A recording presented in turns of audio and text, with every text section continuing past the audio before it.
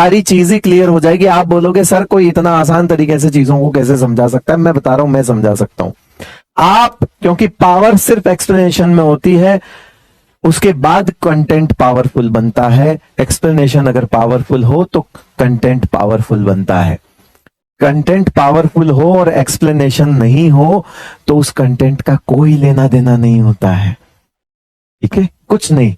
किताबें बहुत है ना, फिर तो मार्केट में खुद ही समझ लेते, तो फिर तो सबसे पावरफुल कंटेंट तो तुम्हारे पास है, जाओ खरीद लो। एक्सप्लेनेशन सबसे तगड़ी चीज को सिंपलेस्ट वे में आप कैसे समझा सकते हो, वही टीचिंग है। और ये कोई टीचर समझ ही नहीं रहे।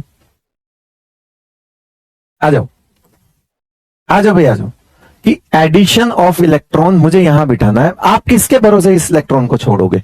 आप क्या, आप अपने इलेक्ट्रॉन पर माइनस चार्ज होता है, आप क्या सोच के उस इलेक्ट्रॉन को अंदर भेज रहे हो कि हां तू जाएगा और तू रहेगा?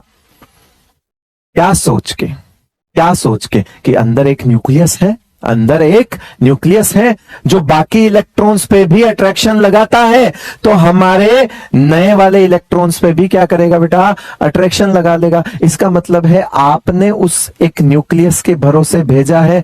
न्यूक्लियस आपका भरोसा कभी नहीं तोड़ेगा। आई रिपीट, न्यूक्लियस आपका भरोसा कभी नहीं तोड़ेगा।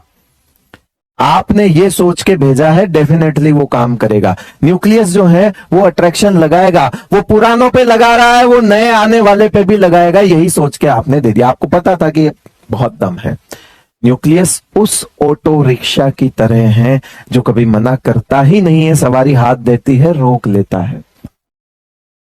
मुद्दा फिर से वही आता है, जेड इफेक्टिव और रिपल्शन। याद आ रहा है? कुछ तो याद आ रहा होगा। स्क्रीनिंग और जेड इफेक्टिव में मैंने ये वाला